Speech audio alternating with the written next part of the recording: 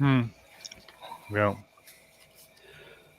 All right, perfect. So we are now live. Thank you all. Welcome to the Jenna Show. This is not it's not the Jenna show. Jenna Show. Uh huh. So okay. So based on today's title, it's just kind of feeding off on what we've on and off have been talking about like for several weeks. I think initially this kind of topic was brought about when we talked about privilege, and another topic, I think maybe it was last week. I didn't forget the title of what last week was. But so basically, we just want to revisit intersectionality, but just more along the lines of how it is treated as a means of oppression. And I'll kind of explain what I mean by that in a minute. So, to understand intersectionality is to understand how various social categories like your race, class, gender, and also certain social determinants like your age, where you grew up, how you live, type of community you grew up in, things like that, etc., are interwoven multiple prejudices that people face on a daily basis. And I know Tub on multiple occasions has illustrated to us on what intersectionality is. And I took that as a means of intersectionality meeting the nature of how those interwoven or interconnected concepts create systems that drive discrimination or disadvantages for certain groups of people. So, and the argument that I often hear from like people like Ben Shapiro, people like Jordan Peterson, even like occasionally from people on the ACH server, they would pretty much say that the more oppressed a person is, or the more characteristics a person has, or the characteristics that make them feel marginalized that they have, increases their authority to have more power in the system of equality. Basically, meaning the more different oppressions that you have, the more um, you feel that you have more power to be dominant over other people because you have more to voice, you have more rights more than other people do. And that's certainly not the case because I see having multiple identities causes for a person to experience multiple or have it more exposures to unique, how do I want to say this?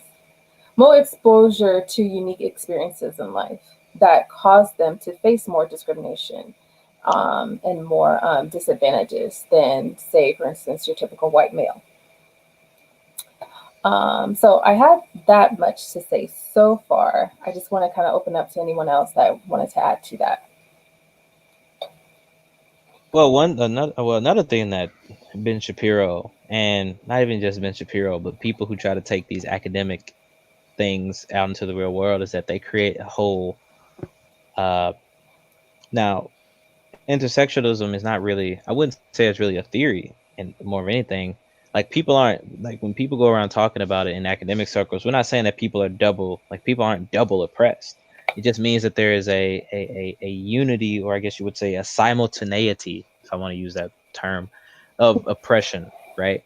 It's where like a black woman, it's not that she's experiencing sexism and racism, but she is experiencing, say, sexism or racism in a way that is approached or done because of who she is as a black woman. In the same way that if I'm experiencing, I can experience sexism too as a black man. Sometimes I'm seen as, as black men, we're seen as aggressive, right? Alongside of the common stereotype that men are overly sexual, we are seen as aggressive and sexual, right? It's like, so those things, they're simultaneous. They're not here's one oppression and here's the other oppression and they walk beside each other. They're like this, they're together. It can't be it can't be just ripped apart as easily. Hmm. Yeah, it's certainly not to say that intersectionality is about stacking all these multiple identities to one another, but rather it's for us to be mindful of how these multiple complexities we have as individuals and how these multiple differences expose how unique and at the same time how vulnerable we are in any given situation. And it's not to also give rise to that we demand more power just because we have so many complexities to each other, because power is, I feel, is situational. It depends on where and when you are situated in life, and that's how your power and how your power is most effective on a certain group of people or people at all in general. Yeah, and let me see if I'm understanding you correctly. Are you saying or not saying that the this intersectionality can point to complex natures of power? That is, so that these the oppression on all in different fronts has different theories of oppression attached to them, or is it kind of a building up of multiple different things? It's to say that, like I said, it's not to say that we're just stacking on these multiple identities that we each have. It's to say, it's to recognize that with all these multiple identities, we have to understand how complex they are in their own nature. For instance, I'm not just a woman, I'm a Black woman. So I have to, in a sense, juggle the very nature of both things. And it's not to say if I keep adding on top of that, that I demand more power to my name or I demand more power in a situation because I'm so multi-diverse, because I'm Black, I'm atheist, I'm female, so I demand to be more heard. It's to say I want to feel the respect and acknowledgement that because of these different complexities, I should not feel that I should not be discriminated against or hindered in life in any way to not have an equal voice amongst everyone. That is my Okay. understanding of it, if Yeah. that makes sense.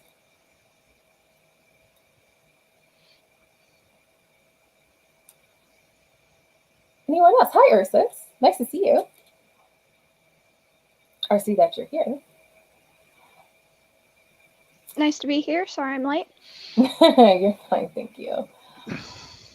I did want to pose a question because just based on all of that and based on what certain people like the Ben Shapiro's and all them others, I keep saying Ben Shapiro because that's the only person I really know. When they look at intersectionality and talk against it, it makes me curious as to why they have the argument that they have. So the question is intersectionality just a means of magnifying a person's biological attribute, like a person that's Black, a person that's Hispanic, a person that's Asian, what have you, and putting them in this corner for them to just be victims of their own oppression? Like, oh, you're just calling out that you're Black against this because you feel like you're instantaneously a victim. So I don't know if anyone necessarily feels if that's the case. I certainly don't, but I just want to know anyone else's thoughts, or at least understanding why certain people like that have that concept or idea. That some people might be just looking to try to say that they Are victims of something. are victims of something. Mm-hmm. Well, I could say this post that came up yesterday from my my niece. My sister-in-law is Black, by the way, and she said this is what she posted. I too have been followed in stores to the point where I won't carry a bag with me. I was told by a resource officer that at school that if I was loitering and I would get in trouble for waiting outside my school with a nurse's note for a family member to pick me up and take me to the doctor. I have had the, can I play with your hair? Is your hair real? Oh, it's so exotic. Can I turn your hair into a pillow? These are the things that were said to me. So if this is the actual, I don't know if she's quoting someone here or if these are her expressions of her experiences. Kind of sounds that way to me. But I can see how she might feel oppressed, how she feels that she's not being treated fairly when this is what's happening to her, and she sees that does not happen to other people. Oh yeah, and I not to laugh, to find humor in what your niece or your niece, right? Okay, not to find humor because I know I was kind of laughing and smiling. It's just I reflected on those same things happening to me, so that's why and this actually goes about interpreting people's different experiences. And as far as well, let me dial back a little bit. But yeah, I definitely have had instances where, I would and it'd just be a complete stranger. It wouldn't be like a coworker or anyone I actually knew. It's even worse. It's a complete stranger. I would just go into a store and, someone would comment that I looked pretty or whatever. And they would, notion or actually touch my hair. Like, why do you think that's okay? Whether you think it's real or not, why do you think it's okay to just go at someone, a complete stranger, no less, especially white women? Not to just blanketly say that, but it's typically been a white woman to just, just outreach your hand and just touch my hair to, it's safe at a distance to pay a compliment, but it's another thing to just be in one's personal space just go ahead and try and confirm that it's mine or not, or, being followed in a store, same thing. These are experiences that maybe other races don't experience, but is very true to a handful of people within a Black community or whatever community.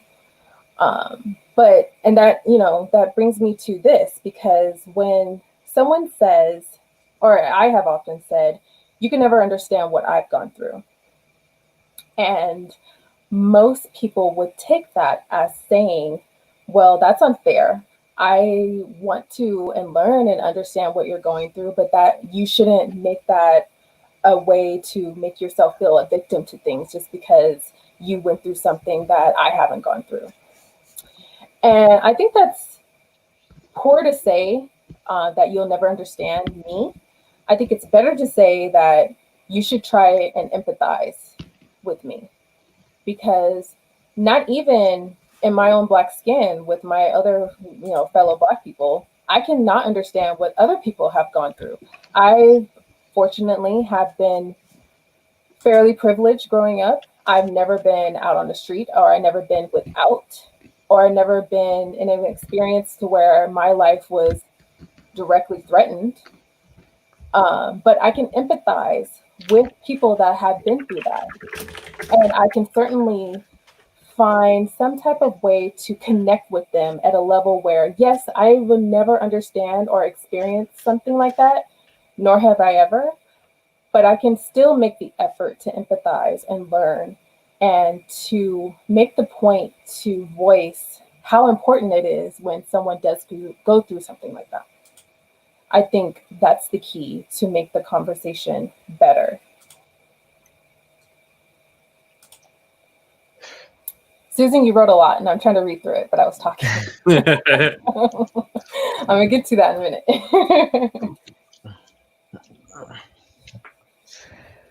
I think when you earlier asked, are we just trying to put people like in boxes and then add on these extra layers of things? I think that's only a problem if you look at intersectional theory as starting with some foundational oppression, such as let's do a weird Marxist take. Let's say that a Marxist says, "Oh yeah, I'm with intersectionalism, but we must remember that the base of all oppression is class distinctions. Well, intersectionalism, looking at it from like a Ben Shapiro perspective, is just thinly veiled Marxism, because then all you're saying is, well, it's still just class, but we got to add on these extra, things, so it's class and being black and this and that, instead of looking at it holistically as no, all of these things come together. It's not just capitalism, it's not just racism, it's not just these things disconnected from each other. Mhm. It's like uh, take a Mexican man. Oh, according to Trump, they're thieves and criminals, but they're also seen as aggressive, right? But if Mhm. you think about it in a white sense, right, the white man can either be aggressive or he can be a thief. He's Mhm. not aggressive and a thief. He can be either or. This thing, but when it comes to being a Mexican or a black man or something like that, or Mhm. Hispanic, if I need to be more respectful, these things are already carried in them by their very existence. It's not added on later as they go through life. It's like, no, if you exist, you have class problems, you have aggression problems, sexual problems, all these different things, and you didn't do nothing but just exist. It's not, but it's all holistic. It's all taken in together. It's not just one thing, then another thing, then another thing. So I think to sum all that up is that I think when people do the whole this is just a privileged pity party, it's because they want to focus on one aspect of it or try to say that it's really just one thing, and then intersectionality adds everything else together. But obviously we know that's not how the concept is supposed to be talked about. Right. I think another question I had was because there's a lot of terminologies that were just sounded offensive, but I didn't really know what they meant. Like one was oppression Olympics that I kept hearing in multiple things I would read or watch or listen to. I don't know if anyone has an opinion on that or could explain exactly what that means. Um, yeah, I mean, the way it's used, it's used to mean that people are trying to like intentionally collect like oppression points by saying, "Hey, not only am I this, but I also have this and this and this," and they're intentionally like you're saying, adding these things together and collecting as many disadvantages as possible, and then using it to amplify and prioritize themselves over people with fewer disadvantages, right? Okay. So like you're saying, if there was like a black man and a black woman, it would be the whoever has the most disadvantages would say you should that you should listen to me because I'm the most oppressed. That's how they're what they're talking about when they say that. Okay. All right. That makes sense. That does happen Yeah. sometimes in certain places on the internet. For example, there are people who will say, as a trans man or as a trans woman, right? Now, the way that it's being used is that, oh, if it's a conversation about trans issues, sure. Like, okay, yeah, you most likely got some experience with this. But if you say, I'm a black trans woman, I got all of this, then of course, that's just you're using this as a platform Hmm. for you to have your opinions heard. Now it happens, but this doesn't exhaust what intersectionalism is. Right. There's I think there's very few places like in real life where people would even get away with that, right? And not that it's necessarily something to get away with, but you're not gonna like go on TV or be part of Congress or a mayor or in a position of power and by playing the oppression Olympics. There's very few spaces where this is even a thing that happens. Um, Hmm. so it's just not as prevalent as they make it out to be. And they use it to kind of shut down, um, you know, um, this intersectional conversations altogether. So it's not like people who do this are just running, ruling the world and taking over everything and saying, as this and this, I declare myself ruler.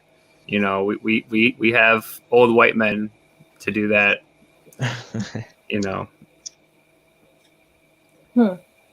Interesting. Earth is unmuted for a second. Please go ahead, Ursa. I don't know how to word this in a good way, but Uh-oh. a lot of in some of the circles that I've been in that tend to lean more conservative, a lot of the time I've heard that kind of language, it comes from this position of people feeling that people are trying to one-up each other all the time, and they're just hee-hawing about non-issues. So like the idea is that all of these things to begin with are non-issues from their perspective. And so it's just hee-hawing and one-upping each other about like, oh, also this other thing. And it's almost like a way to try to comedically dismiss a lot of people's issues at once, it seems, by calling it like this Olympic one-upping sport. Yeah. I don't think they necessarily see the issues as non-issues, but they see all issues on a level playing field. All issues are equal, and so their problems are equal to other people's problems, or they see anybody who tries to use their disadvantages or use their their issues to do this as an attempt to gain power in some way or another over the conversation or the space, rather than just saying, hey, I have all these different experiences and perspectives, so maybe you should listen to what I have to say about it. But they see it as somebody trying to gain control. But I mean I think the most of it is that they see everybody's problems on the same level. Yeah, I think. That's so if someone's trying to use their identity or the forms of subordination that they experience, if they want that acknowledged as more important or more fundamental than others' problems, I can see that as a method of trying to gain control or power over a situation. In this instance, it's certainly not the case, though. But yes, I am. Yeah. But I mean, if you have this worldview that everyone starts out in life pretty much the same, at least under the law, under the law. Okay. Then of course you're going to be like, oh yeah, you're just using your problems as power moves and not really as wanting to start a dialogue. That happens a lot in conservative circles.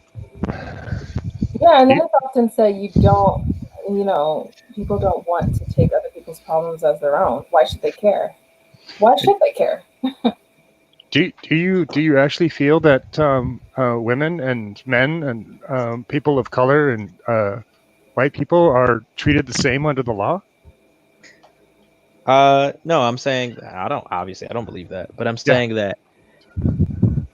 But I'm saying that if you believe, if you already have this worldview that under the law everybody's the same, it's like obviously that's not true. Yeah, it's this weird disconnect to where they'll admit that slavery was bad, subjugation is bad, discrimination is bad, separate but equal is bad, Jim Crow is bad, and then somehow or another, civil rights laws were passed, and then it magically all became equal overnight. Mm. Like, there's no, if you ask them, like, hey, when did we go from this to everyone being equal? There's just some sort of magical jump there to where it just happened and nobody noticed it. And that's certainly not the case. It's just all that did was remove de jure segregation, meaning lawful segregation. That's all that did. The social aspect of it is still there. Yeah. I'm gonna try. Poor Susan. I'm gonna dial back to Susan's earlier question or point. I'm just gonna read verbatim because I tried to read it, but talking and reading at the same time is hard. Are there multiple usages for the term intersectionality? I've seen it used in both the way you're using it, or I guess the way I used it, and in the if your quote unquote, if your feminism isn't intersectionality, it's bullshit sense. And the feminism usage makes me think of making sure that your movement aligns itself with other movements as allies. Is one more correct than the other? I think it's the same usage. Uh-huh. I think there's some confusion about that. Ursus, you were gonna say something? I think part of the feminism thing could be that sometimes attacking intersectional issues in feminism has been viewed as a distraction from what they consider to be their core goal and has been shut down. So, like, the issues of Black women have been overlooked in the past because they were more focused on other things. Mm-hmm. They didn't care about Black women's issues. They didn't care about disabled women's issues. And when those groups wanted to talk about those things or they wanted them to be addressed, they were, kind of accused of betraying the movement. Yeah, in feminism, my understanding, intersectionality primarily is used to address trans issues as well. So what they're saying is if you're a feminist, but you're not also supporting trans women, then your feminism is bullshit, right? Because it's not an intersectional feminism. That's what I see it primarily referring to. Mm-hmm. Like, nobody wants to be a turf, right?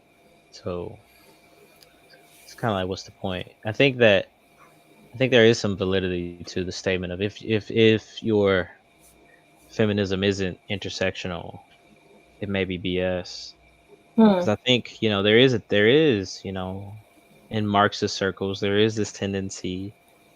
There's Marxist feminism, which addresses obvious feminist problems, but there is this tendency to ignore or try to explain away trans disabled issues as like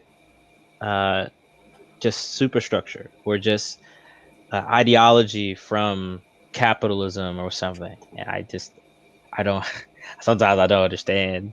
There'll sometimes in Marxist circles they'll literally say that transgenderism is just something that comes from capitalism. Usually these people are what you would call class reductionists, and they just believe that the only thing that matters is class. But if you hold that type of feminist theory where it's like, yeah, there are women problems and class problems, but there are no other problems like racism or transgenderism, like transgender problems, then it is kind of BS. Yeah, it's weird because if you got your way, right? If say you're a feminist or whatever it is, and you get your way and you start gaining more equal rights and protections, then that other minority is even more of a minority now, right? They're even in an even worse position because they don't have allies on the same side anymore when you starting to align with the majority. Mm-hmm. Mm-hmm. It reminds me of when women's suffrage happened, right? The framework was women didn't have their right or means to vote in the early 90s or early 90s, early 1900s. But that was only focused on white women. It wasn't all women. And even then, not even other minorities had the rights to vote. But when the civil rights movement, slightly prior, I should say, to the civil rights movement, there were women of color trying to enact their own type of movement to, earn their rights as well. But since the majority in this instance, which would be, the Black men trying to earn their rights as, not being discriminated against, Black women had to move away from what was a priority to them and try to join, try to join themselves up with their Black male counterparts too, just so they can further push the movement that they wanted to pretty much come into fruition, to earn their civil rights, to let go of the disfranchisement that they were experiencing, let go of the violence and the discrimination that they were experiencing. So a lot of Black women issues had to be pushed under the rug, and they had to tailor themselves to other things in order to push the civil rights movement more. And it just continued as years have gone by, that more Black women issues keep going under the rug.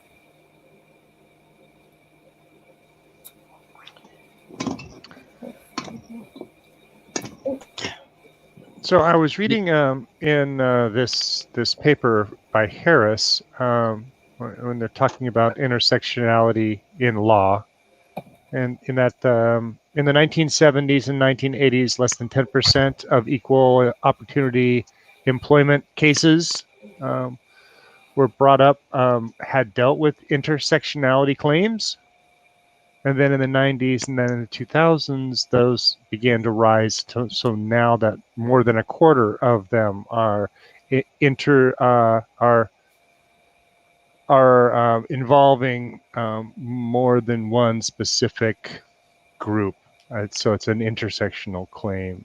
Do you see that this is a good trend as far as being able to have a broader view of what it is to be to try to get equal opportunity to people, to get those women's issues, those Black issues, those Black women's issues to the table?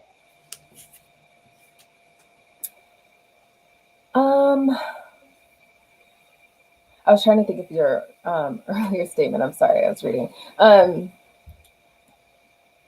What was it you said was? So there has been an increase in intersectional claims towards the equal opportunity employment, on equal opportunity employment lawsuits.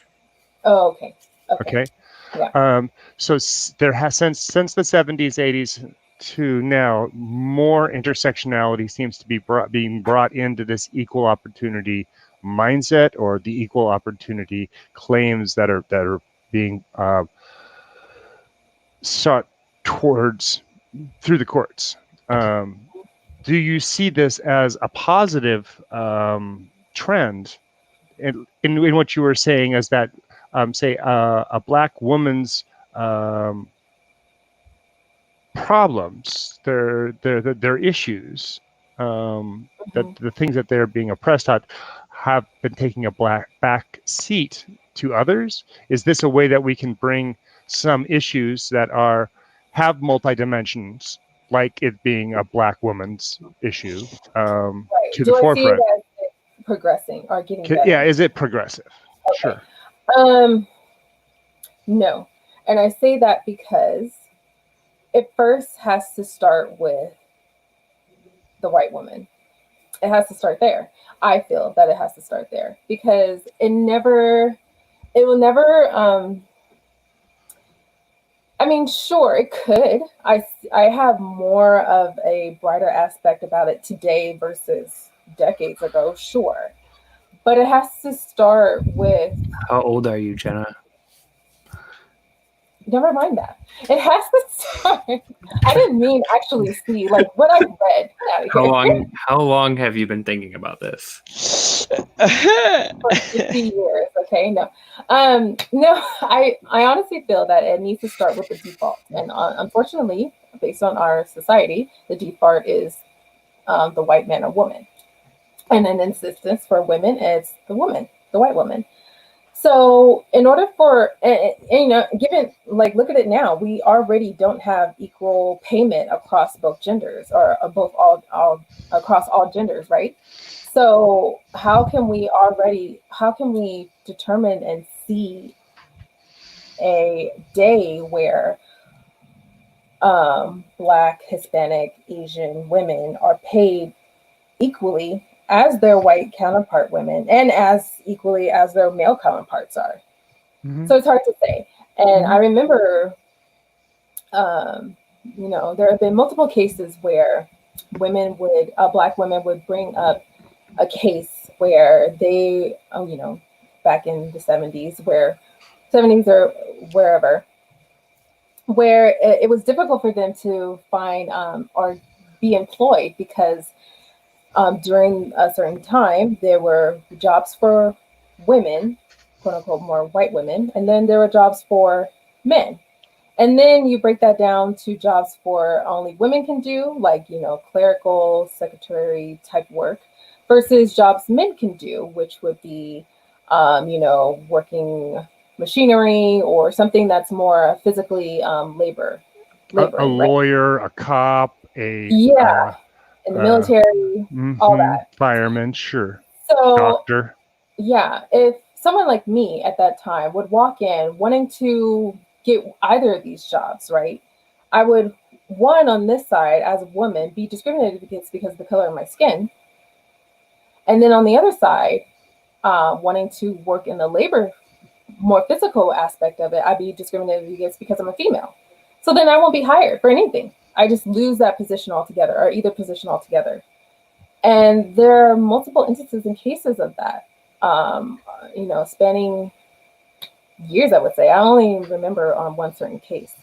I can't recall the name, but that existed. And to look at it today, as I said, yes, I think there's a more positive or brighter outlook, but it still takes some time. That's my personal opinion. We're not quite there yet. No. 25% of cases. Well, I don't know. I think that the intersectional concept needs to be applied in regards to education as well. Yeah, that's all well and good about cases, law stuff and looking at that for that. But I think that it needs to be applied when addressing like more like things like implicit attitudes or trying to spread in return in like in regards to like what type of ideals that we want to give to people. I think we need to let people be at least try to put it in our students' heads at least that people in the world face a lot of obstacles in their life and that they should learn. I think that right now the schools don't do a good job. They teach maybe some racism. They teach don't be racist. To Okay, teach racism? cool. They teach don't be racist. Cool, that's great. But like, I think that we should, when people start getting older, they should be more confronted with these with ideas like intersectional stuff. Like high school, I think they can understand, that okay, we need to. There's a lot more than just don't be racist and don't be mean to Susie. There's a lot of things that need to be addressed.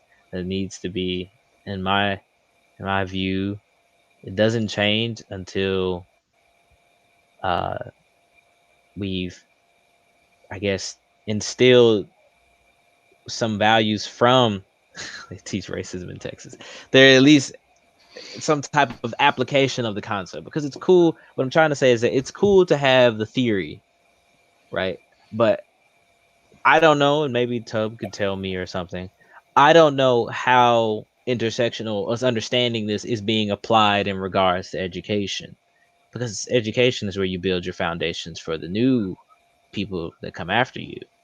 You're not applying it. It's cool and all, but what's theory without practice? No one cares. I don't care how much you analyze society. If I'm not using it and applying it, well, it's like doing truth tables just to do truth tables or something. Like it doesn't matter. Apparently I confused Tub, so I just want to know what I confused him on.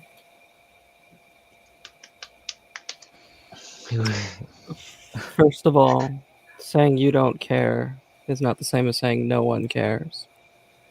But as for the application of the theory in practice, first, it's a relatively new theory, right? So, I mean, people have talked about this idea for a while. In particular, since you guys were all sort of talking around feminism, the Kumbai River Collective, these were a group of Black lesbian feminists who, from Boston, somewhere in the Northeast, who thought that essentially the feminist movement was racist, so they didn't feel that they could be part of it.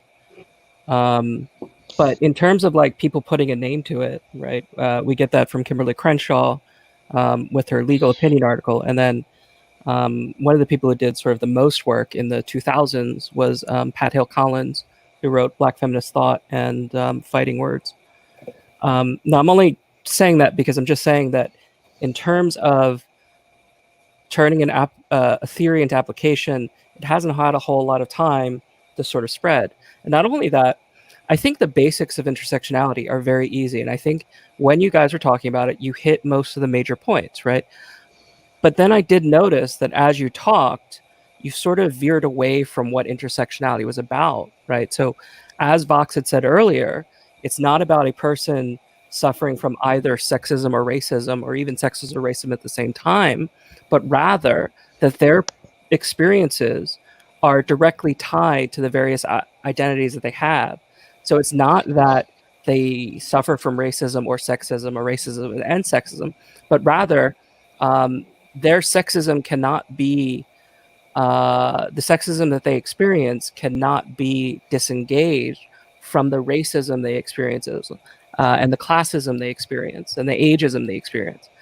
And people have multiple identities, right? So if we broke you down, you could name them. You know, you have a race, you have a gender, you have an age, you have a class, and all of these things together have an effect on you. And so to understand your place in society, we have to understand not all of those things independently at the same time, but all of those things at the same time. And again, just I think you guys got like the basics. I didn't have much to add at the beginning because I felt like you were saying a lot of things that were right. But then as you started to talk through like examples of intersectionality, you start to focus on race, and you start to focus on gender. And it's not that we ignore race or gender. It's that we don't analyze those categories independent of each other. So the reason I'm saying that is only to say the theory in practice can be somewhat more complicated because it's hard to sort of think that way, right? You're thinking of multiple identities being interconnected at the same time rather than focusing on one identity, then this identity, then this identity, then this identity. And one of the criticisms of intersectionality is that it's somewhat hard to operationalize. So something that's hard to make, say, quantitative and studyable. So you could say, well, yeah, I get that, say, a white woman and a Black woman might have different experiences. But how do we make that into variables that we can apply to get outcomes from, right? It's difficult. Mm-hmm. So there is, in terms of the discipline of education, they are much more cognizant of issues of intersectionality than certainly they ever have been past, say, 15 years ago. But that's still kind of recent, if that makes sense. And usually that means that it starts at like the college level and then sort of has to filter down through the bureaucracy into things like high school and elementary school, where you'd be teaching the kids, which I feel like, and I could be wrong, like I could have gone on this rant for no reason. That's where Vox was getting at, right? Like, how do we teach the kids? And I'm just saying it's like a long, circuitous path that we're not very deep into. So how do you feel that we get there? What would be your idea, if you have one at all, to where, basing on Vox's point, how do we get to that point to where it does filter down to these levels, to where we can effectively teach this concept and for it to be, let's just go from there. Tub or Vox? I kind of misdirected that. I mean, I guess the optimistic answer would be that you teach the teachers, who will then pass it on to the kids, who will grow up and then pass it on to their kids. That's kind of a generational kind of shift. It's an explanation that requires that lots of people continue to suffer through misunderstanding and misappropriation for their lives, in the assumption that it will get better when they're young. I'm not generally optimistic, though. So it's not clear to me how you would do it on a societal level, because, again, while the basics of intersectionality, I think, are pretty simple, I think putting an application is actually very difficult for people. Yeah. So it's not clear to me that I believe it really can be. On a society-wide level, just to be clear. Like, individually, sure, like, you could teach your kids, but I guess that's why I'm kind of opposed to Tub, and I guess I take this whole Deweyan look at it. And I think that I put it out there to say, okay, how do we apply it? Because I want us to be experimental in character about this. Is that if we have these theories of analysis, I think that when I say teach the theory, I don't mean that we take the theory and say, okay, guys, we need everybody to understand this. What I mean is that I want us to take, I guess when I say I want us to teach the theory, I want us to kind of use it, as you said, teach it to teachers, and let the teachers use it in order to direct, I guess, ways in which you can reduce, I'm trying to find the right words for this without using jargon. I guess to try to instill, would it be bad to say instill good values or good approaches to the way in which they interact with other people? I think I don't want to make it like that. I'm trying to find the words. I'm struggling to get it. If I may. Go ahead, Martin. All right. I like how I think this can be used as a tool in education to be able to talk about. They had written it down here. Co-constitutive systems of subordination. So if there is an oppression that has more than one aspect and they build off each other and they're interwoven and cannot be pulled apart, right? Like sexism and racism. I don't think those, but if we can use these ideas to better understand those systems, how they work together, and what ways we can stop the sexism, the racism, the bigotry, to decrease the bigotry by seeing that there's more aspects to it. And that's something that I'm hoping that might be able to be this type of thought can be used for.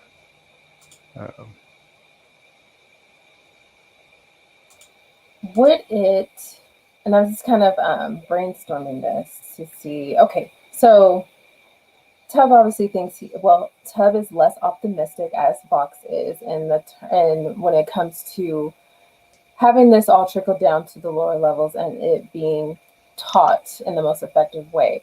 Could another effective form of, I guess, being more aware of issues like this would be to take it to a political forum, to where our policies, our laws are effectively change how we view people, effectively change how we treat people. Just as how, the Civil Rights Act removed all that de jure segregation, could this also just be ways or means to just enact better policies that could affect a better change to where people with varying different, identities don't feel oppressed? Well, I'm Such less a word. optimistic about that. I'm less optimistic Right? about like reforms. I mean, I'm coming at it from Yeah, a yeah, yeah. revolutionary standpoint, right? So if I start hearing something about policies and stuff, I'm like, okay, under what system? If we're For like, the record, that's I am too. I was just. that's why I was just like, ooh, because I'm thinking about, man, I need revolution, because revolution is change. Reform ain't change for me, right? Fox. Yeah, as soon as Tomorrow. I hear reform, it's like we can't. There's no reform in the system that's revolutionizing. But I do want to hear other opinions on this. I don't mean like overtalk people, but that's No, you're just good. I'm less optimistic about the reforms and stuff, because ain't nothing changed to me. I mean, sure, I can talk to you guys and I can own a computer, but we had every opportunity to vote in a younger, more radical candidate that would actually try to make some changes, and we went. The Democratic Party went with Biden, right? That says everything you need to know about that. Sure, sure. it's because I didn't run, guys. I'm sorry, I'm too young. I can't run right now. What's wrong with you? Can't run right now. Too young. Tab, I saw you unmuted. If I think you had a comment, maybe.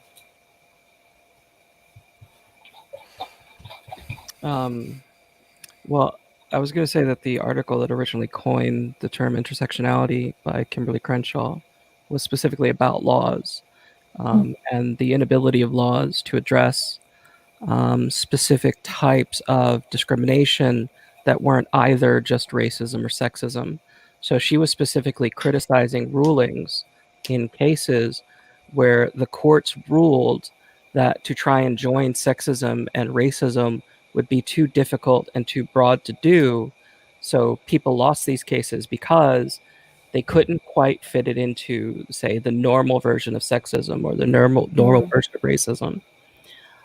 I would say that in terms of policy, not much has changed other than it is at least somewhat in the conversation. But at best, I'm talking about optics. I'm not really talking about anything structural, right? So you can certainly hear people address this issue. Of course. Yeah. I don't think that it generally makes its way into law. No, not as dramatically as it did in the 60s. So. Or, yeah. Anything additional, Ursus? Multi-justing. I don't know if Giggler has something to say.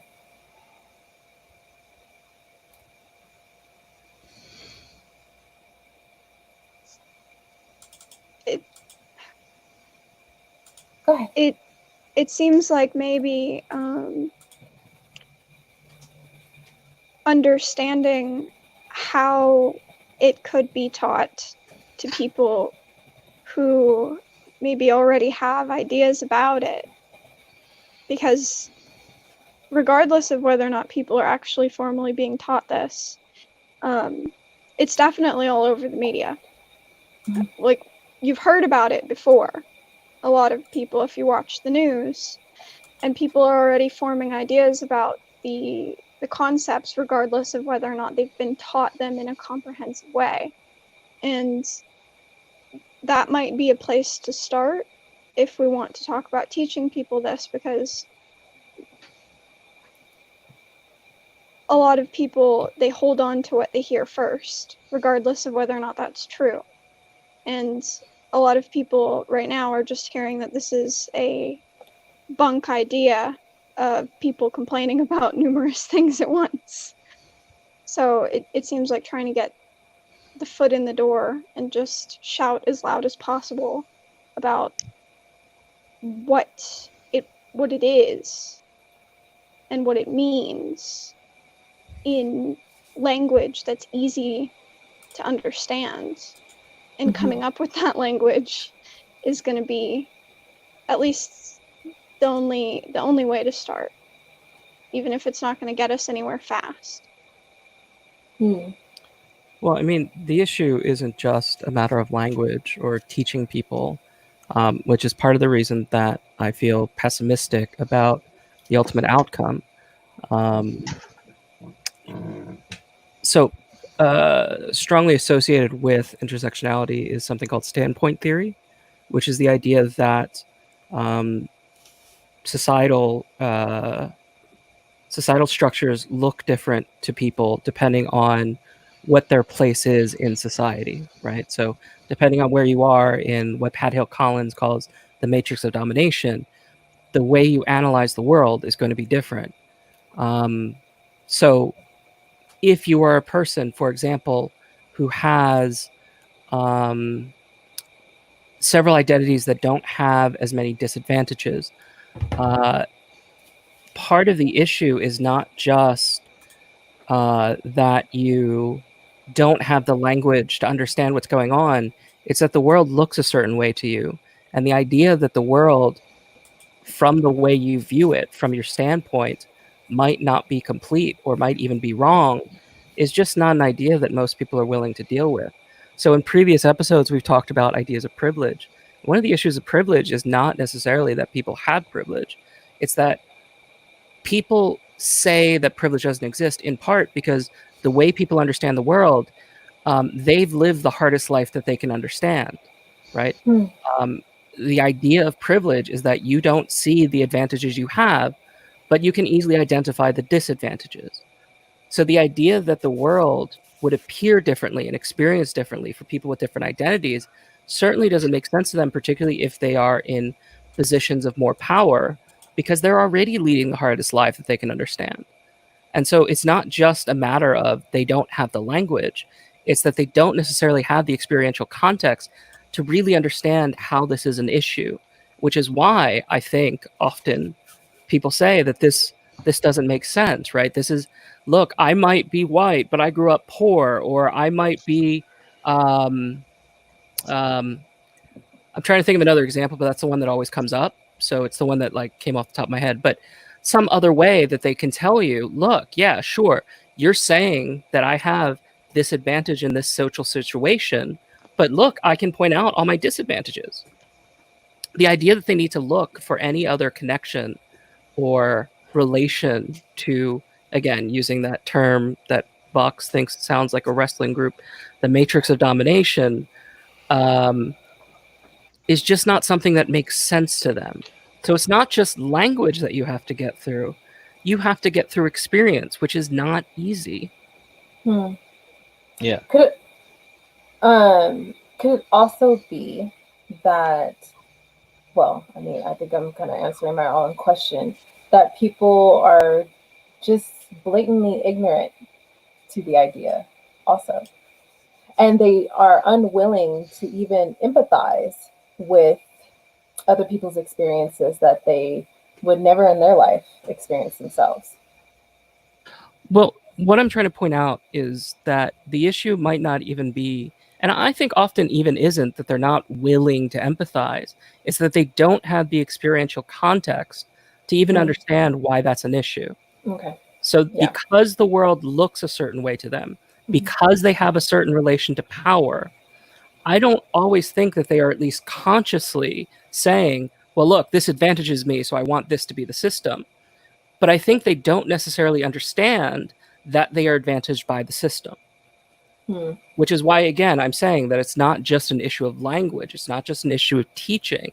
It's an issue of trying to get past people's experiences. And people aren't really good at that sort of thing. That's true. That's good. That actually Well, what Tub just explained is that that's one of the Marxist critiques of it, is that they come from this thing where they say, but they look at the world from the viewpoint of, well, class antagonisms, historical materialism, all these different things, Marxist stuff. And so it's just like they try to say, since they see the world as what it is under this ideology, it's hard for them to really understand how intersectional theory is not just liberal identity politics, how it's not just some BS theory that's overly abstract, right? It doesn't really matter, right? Because it's so much simpler to explain the world in terms of, well, proletariat, bourgeoisie, everything that happens is because of proletariat oppression from the capitalists towards the proletariat. Easy. That's easy. I ain't take me that long to even explain what that is. But intersectional theory to Marxists seems overly complex and not helpful for the oppressed class. So I think Yeah, and generally, whatever identity people most strongly identify as what they are, the way they experience the world or the way they feel the most disadvantaged tends to be, in my experience at least, what they focus on, right? So critical race theorists also aren't always very good with intersectionality because race comes down to the central factor that drives inequality in society, right? Certain types of feminism, not all feminism is intersectional feminism, so that if your feminism is not intersectional, it's BS, or whatever that saying you talked about was, is because there is a large part of feminism that ultimately says, look, the issue is about gender. All this other stuff is an outcome of that. Or, as Bach said, the outcome, there is a lot of Marxist thought that the outcome of these different inequalities essentially comes from the social inequality that you get from property relations, right? And so why you would concentrate on all these other things is a distraction, right? It's a false ideology. But I do tend to think that each of those types of analysis does tend to struggle when you bring up issues of people who are in similar situations, but with different social identities, having different experiences. Which is why I do think intersectionality is useful for analyzing social issues of power. What's difficult about it is that it gets very complex. And I remember I took a class in college once with people who were, I think they were gender studies majors, and they talked about how basically every single one of their papers had to address intersectionality. So like half the paper is just dedicated to understanding how this, whatever issue they're writing about, affects different types of social identities, which is really complicated and it's really long and it's not something that people really feel like doing a lot, which is, again, I think if you can address people in limited social situations, intersectionality is a teachable thing. But to the broader question of how we would do it, say, societally, I mean, it could be just one of my shortcomings. I just don't have a lot of faith in people in general. So it seems like it would be very difficult to get lots of people to think very complexly about social issues.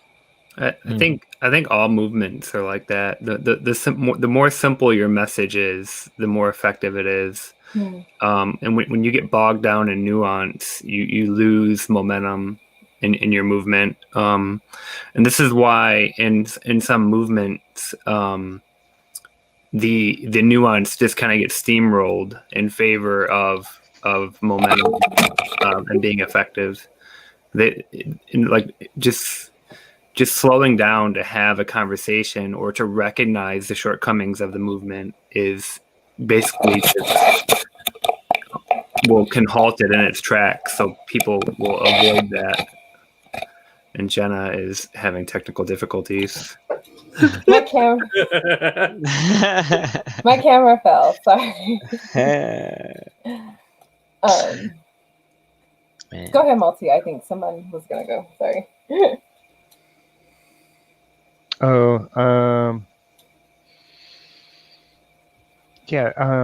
I think this as intersectionality as a vector to racism. As in, trying to understand, I guess, or bring it back to the title.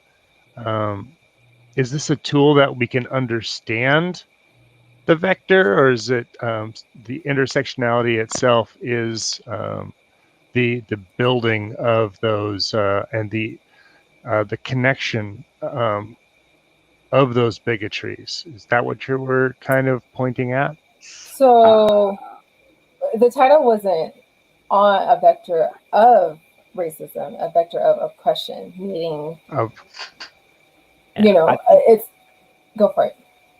No, you were going. I'll go after you. That's not right. So I was meaning to say, like Tub had kept saying, it's not just focused on one thing. It's focusing on the umbrella of all these different oppressions, all these different complexities that a person has, to where, it can be, I forgot how I wanted to word this. Gotcha. Sorry. I was looking at the term vector in a COVID-19 way. Oh, sorry, never mind. But yeah, not disease. no, that as yes. Yeah, no, I understand. Gotcha. Yeah. It's okay. Thanks.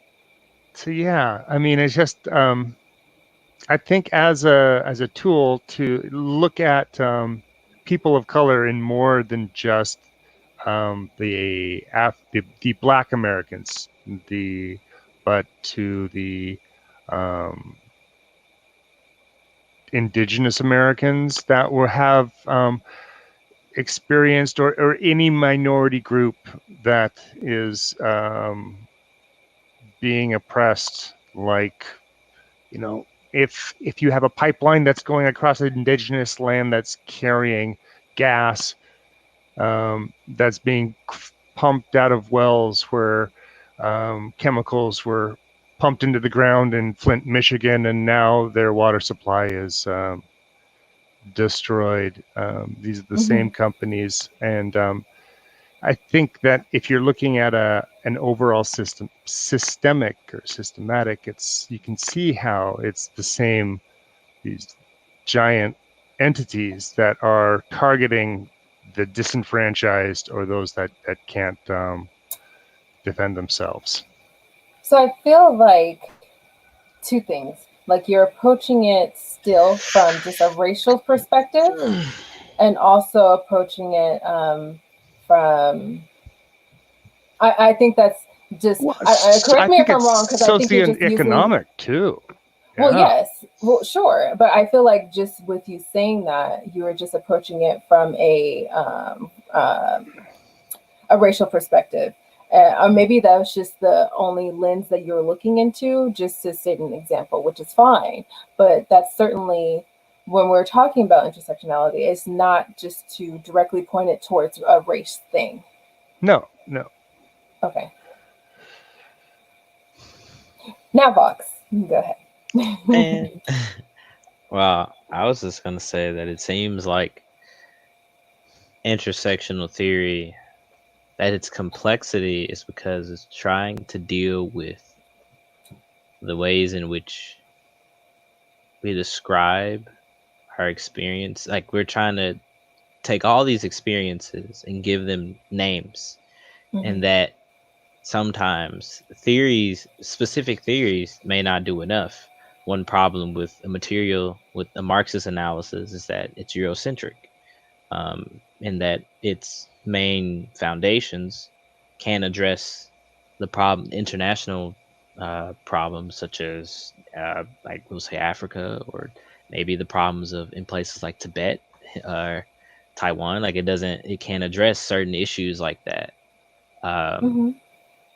And or let's say you do only a racial perspective, like in some Black nationalist groups or something.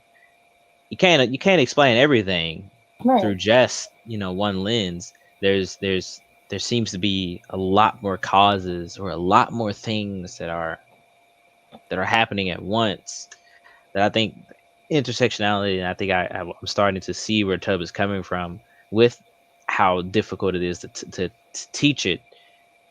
But that's because it's trying to pick up the places or pieces where other theories start to be a little bit weak, and stretch and kind of, try to make everything fit in a way that doesn't make sense. Mm-hmm. But intersectionalism tries to come in there and be like, hey, okay, Yeah. you're making some good points. You're making some good points. Let's try to Fit it get these all together. Let's try to right. get it together, but not make it so holistic that it's useless is the thing.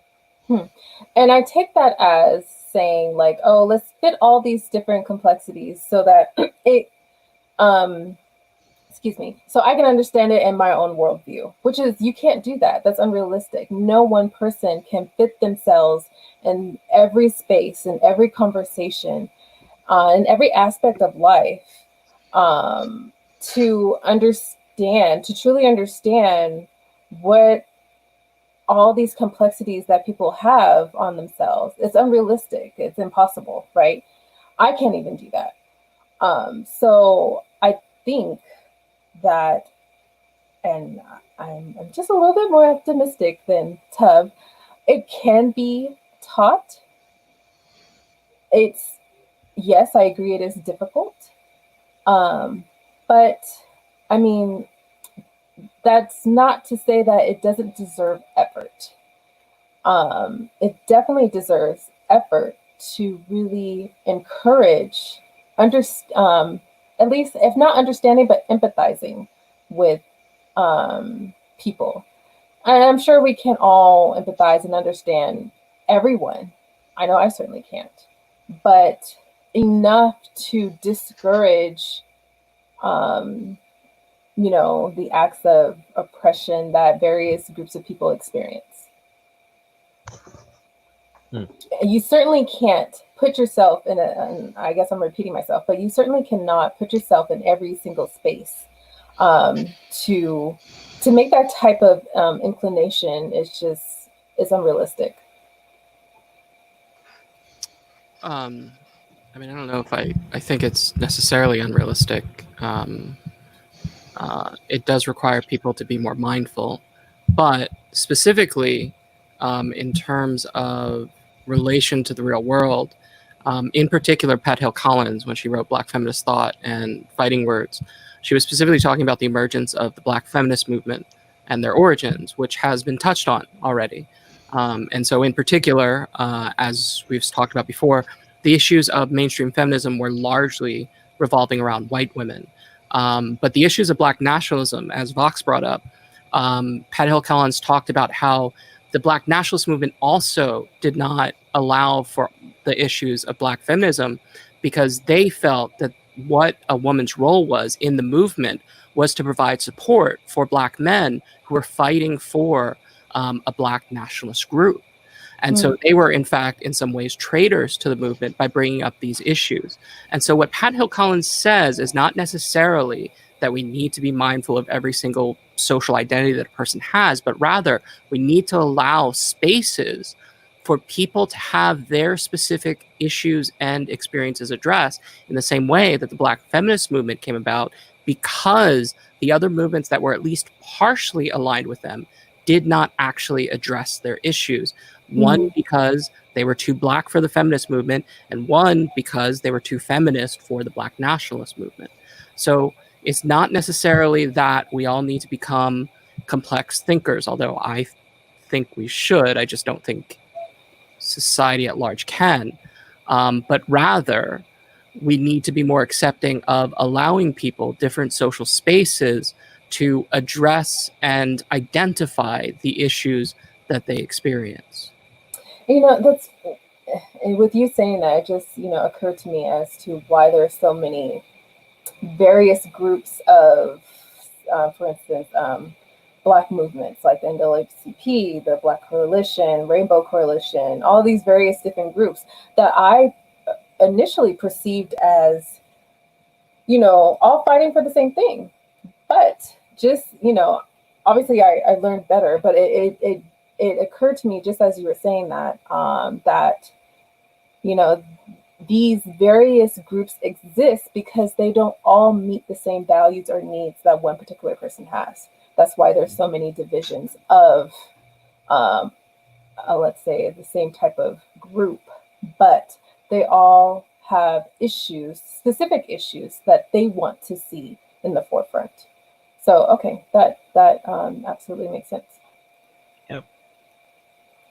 I mean, like the Black Panther Party, after they started putting forward like Maoist ideas, they still, so they were all down for like the homosexual struggle. They were all down for all that, but then they still, for some reason,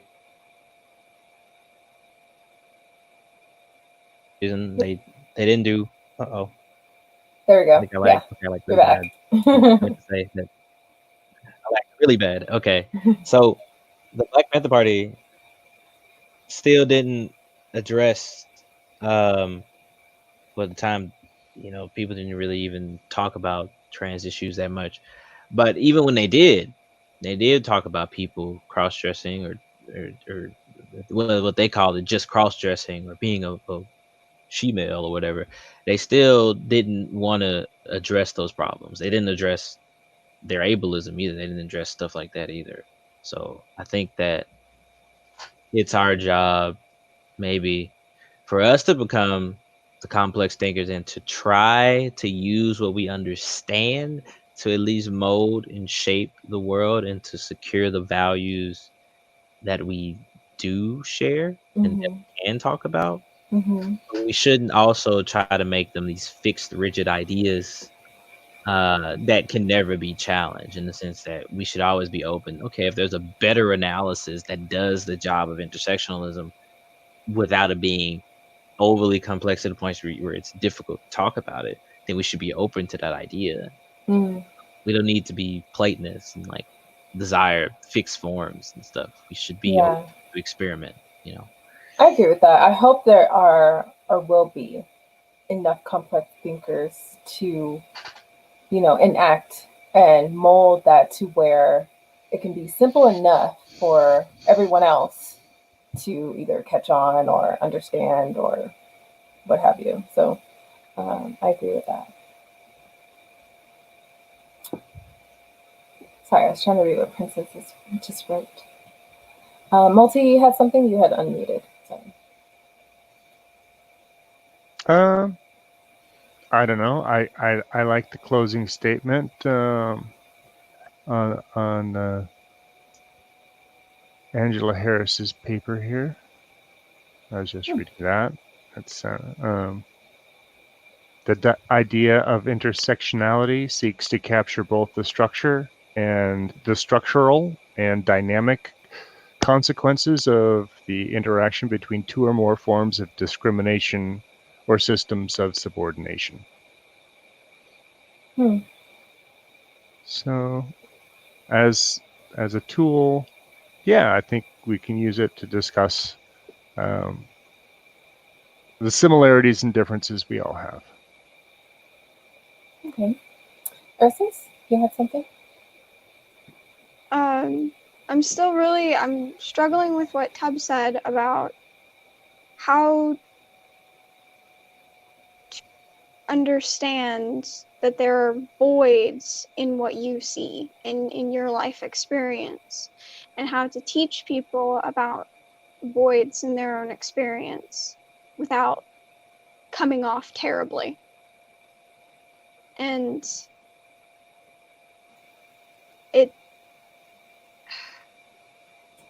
I don't even know how that could be addressed. So if anyone has any ideas.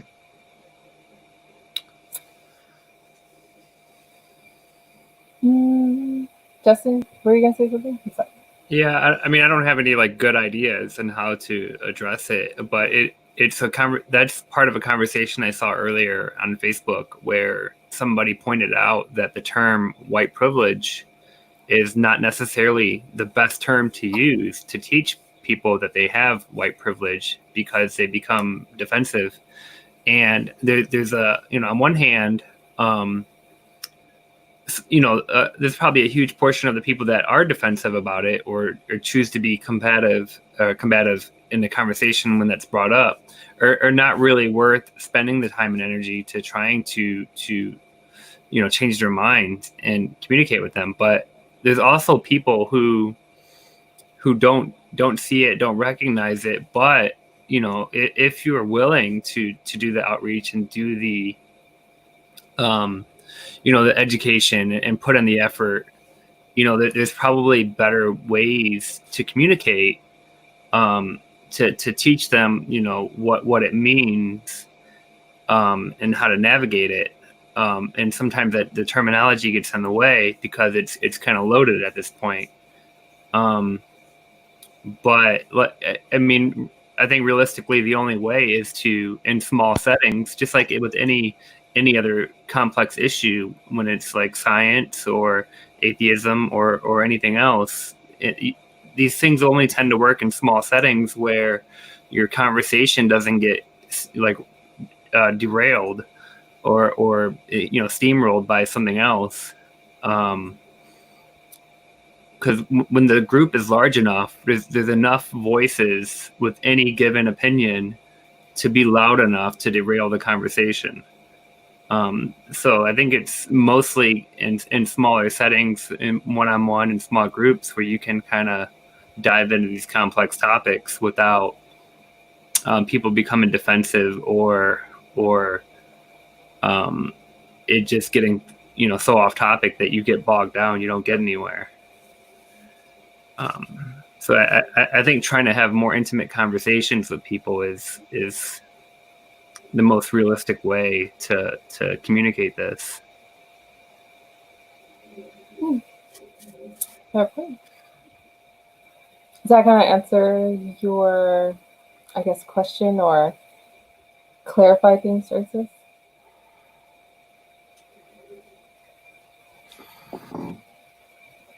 It does about some parts of it, which is good. I mean, it's the same thing we talk about when we say, or on shows, when people use the term atheism, and you say, well, if you don't like that term, that's fine. We can talk about the concepts. We can talk about the ideas. We can talk about what it means, rather than using words that make people become defensive or that we don't necessarily agree on the meaning of. Right? We can talk about the complex topic without using these certain terminology as a shortcut. We can kind of lay it all out, instead of trying to use shorthand to describe a whole topic in one word.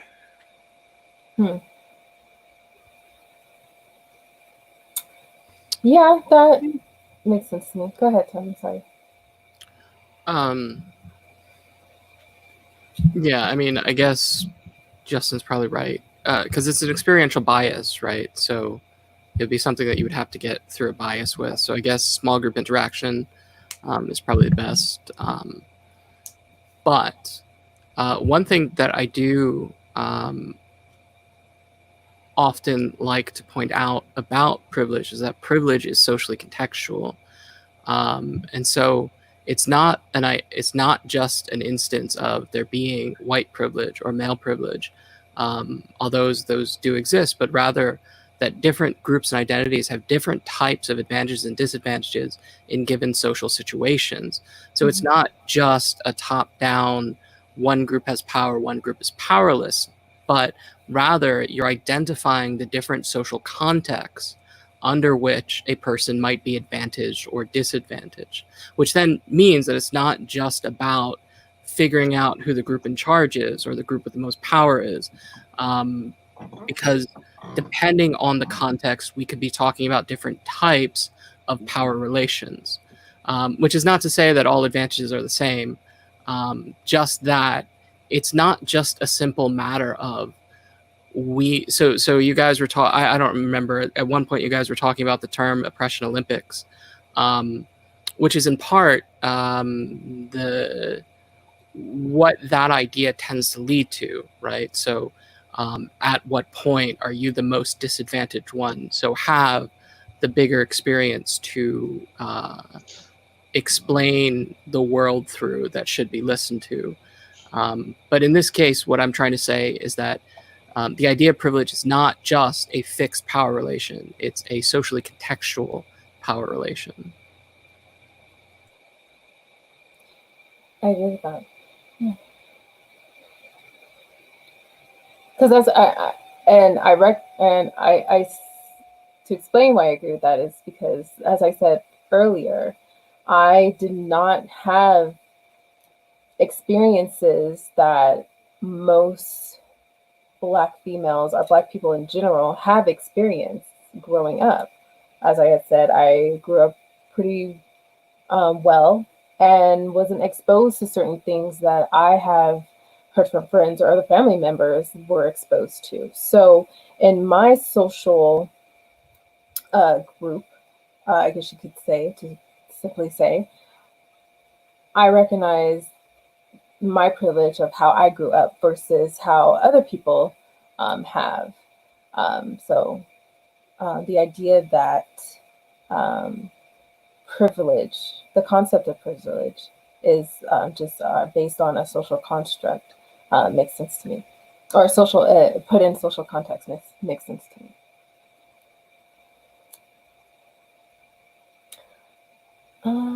If any additional comments, I guess we can kind of wrap it up at this point. This was a pretty good discussion. Thank you, Vox, Multi, Ursus, Tev, Justin, everyone else in the YouTubes and the Twitch. Thank you for being here. Oh, okay, I went away. That's fine. Yeah. Any other comments? I'm gonna wrap it up. Justin has to do the whoa. He has to do it. He has to do it. Come on, bro. Come on. And then Thank you, Jenna. Oh, see? Ba, ba, ba. Wow, bro. You shamed him out of it. Man, I just wanted him to do What it. does he have to do? He had to do the dance move. He go like this, and you do the whoa, man. Yes, it's a dance move. I just wanted Justin to do it. It's okay. It's all right. Maintaining oppression there, buddy. I got you. No, I'm kidding. I know not everyone watching us live can see this, but I saw what Giggler did, and it was hilarious. And I wish I added you to the. The giggler do it? Hey, did he do it? I couldn't see him. You can swap me out for the giggler for the guy that'll do it. That's me. That's okay. And it's making noise. All right, well, let's go ahead and wrap this up. Thank you all for the conversation. It was great. If you have any suggestions for future conversations, let us know on the International Free Thinkers server. Until then, we'll see you guys next week. Bye.